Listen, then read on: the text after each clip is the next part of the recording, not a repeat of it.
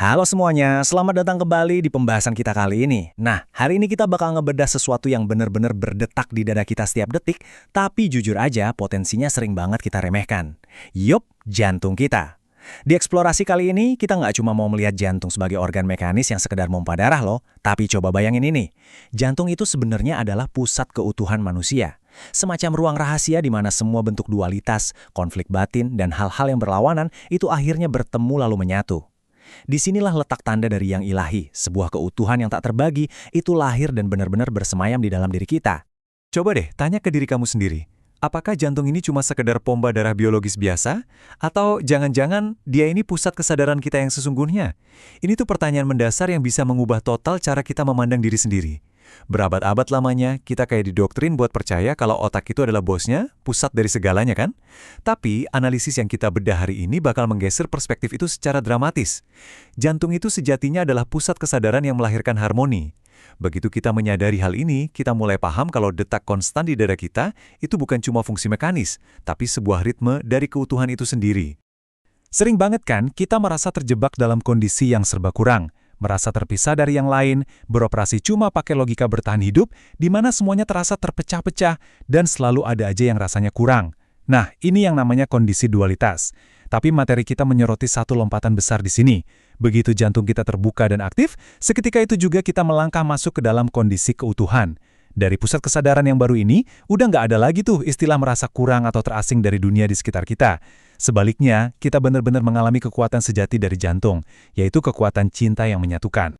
Sekarang kamu mungkin mikir, wah ini kedengarannya puitis dan filosofis banget ya, tapi emang ada bukti nyatanya? Jawabannya, absolut ada. Sains modern, khususnya lewat terobosan di bidang neurokardiologi, sekarang udah membuktikan kalau jantung itu sama sekali bukan bawahan otak. Faktanya, jantung punya sistem sarafnya sendiri yang super kompleks loh. Ini bikin jantung jadi semacam pusat kreatif yang aktif banget, mengirimkan sinyal buat menyembuhkan tubuh, dan, yang lebih luar biasa lagi, menginspirasi otak untuk mencapai level persepsi yang jauh lebih tinggi. Keren banget kan? Fenomena yang luar biasa ini punya nama ilmiah, yaitu koherensi jantung. Berbagai riset, salah satunya dari HeartMath Institute yang memang fokus meneliti koneksi jantung dan otak, menemukan kalau ini adalah kondisi di mana ritme elektromagnetik jantung kita bersinkronisasi secara sempurna sama gelombang otak. Kalau kita ngomongin fisika nih, medan elektromagnetik yang dipancarkan sama jantung itu ternyata jauh lebih besar dan lebih kuat daripada otak. Jadi, pas irama jantung berdetak dalam emosi yang positif dan koheren, dia menarik otak dan seluruh sistem saraf kita ke dalam kondisi keutuhan yang sangat optimal. Data ilmiah ini jadi fondasi kokoh kalau jantung itu memang benaran pusat penyembuhan tubuh. Tapi, tahu nggak apa yang paling menakjubkan dari eksplorasi ini? Ilmu pengetahuan modern dan neurokardiologi itu sebenarnya baru aja nyusul apa yang udah diselami dan dipraktekkan sama berbagai tradisi spiritual sejak berabad-abad lalu. Konsep tentang keutuhan yang nggak terbagi ini, penyatuan dua hal yang berlawanan, sampai harmoni di dalam dada manusia, ternyata udah lama banget menggema dengan sangat kuat di kebijaksanaan lintas peradaban. Coba perhatikan tabel ini. Luar biasa banget gimana tiga sudut pandang berbeda ujung-ujungnya menuju ke satu kebenaran universal yang sama. Di kolom sains empiris, pusat penyatuan ini disebut koherensi elektromagnetik. Terus geser sedikit. Dalam tradisi Islam, dimensi spiritual ini hidup di dalam kolb. Kolb ini bukan sekedar sebongkah daging fisik ya, melainkan lokus spiritual tempat kesadaran tauhid atau keesaan Tuhan itu berada, di mana segala dualitas duniawi melebur jadi satu keyakinan yang utuh. Di saat yang bersamaan, filosofi Jawa menyelami kedalaman ini lewat konsep rasa. Ini adalah wujud sejati dari Manunggaling Kaula Gusti, sebuah kondisi pencapaian batin tertinggi di mana kehendak manusia menyatu dengan kehendak Sang Pencipta. Lihat kan, sains, spiritualitas Islam, dan kebijaksanaan luhur Jawa beresonansi secara sempurna. Kedalaman konsep kolb ini juga terabadikan dengan sangat indah dalam Al-Quran, tepatnya di surah Ar-Ra'd ayat 28, "Ingatlah, hanya dengan mengingat Allah hati menjadi tentram." Buatku ini bukan sekedar pepatah penenang pas lagi banyak pikiran aja. Ayat ini justru mengunci pesan inti yang lagi kita bedah hari ini. Saat jantung atau kolb kita ini terpenuhi dan diaktifkan lewat koneksi langsung dengan yang ilahi, kita secara otomatis melampaui perasaan kosong atau kurang tadi. Kita langsung masuk ke dalam keadaan damai yang seutuhnya. Jadi pertanyaan selanjutnya, setelah kita berhasil menemukan keutuhan di dalam diri kita, apa dong yang harus kita lakukan di dunia luar? Keutuhan batin ini kan nggak dirancang cuma buat disimpan sendiri. Buat mendemonstrasikan keutuhan tersebut, kita harus mewujudkannya lewat tindakan nyata. Mewujudkan keutuhan berarti kita mulai hidup pakai paradigma kelimpahan, bukan lagi kekurangan.